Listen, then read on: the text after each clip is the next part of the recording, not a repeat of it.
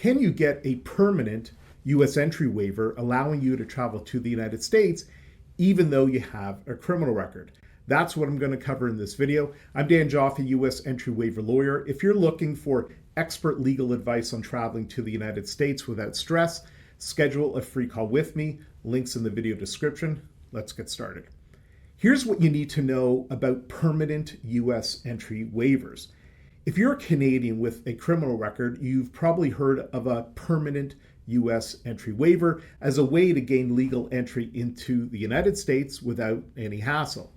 However, it's important to know that a permanent U.S. entry waiver is no longer available. The maximum time you can get a U.S. entry waiver for under Form I-192 is 5 years. After the 5-year period, you need to get another U.S. waiver to continue traveling to the United States.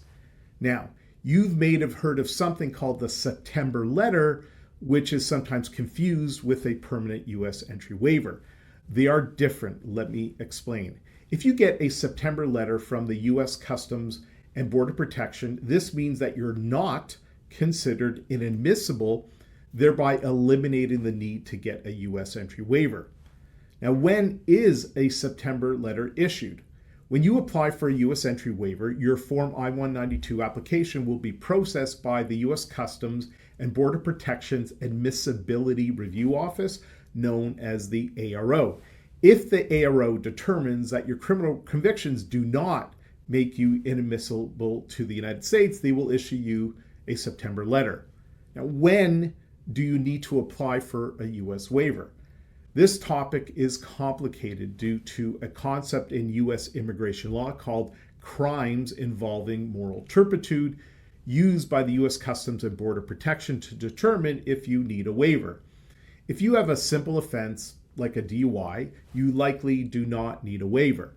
However, determining whether your crime involves moral turpitude is complex because it is subject to legal interpretation and precedents from the court system.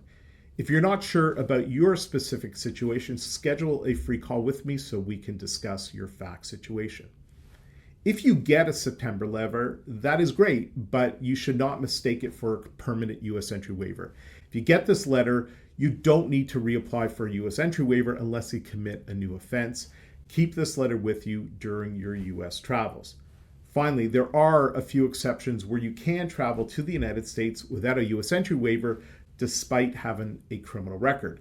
If you are a native Indian born in Canada, you don't need a U.S. entry waiver because of an agreement entered into by the United States.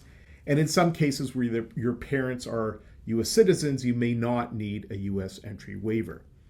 If you need help managing the complexities of a U.S. entry waiver, book a free consultation with me using the link below.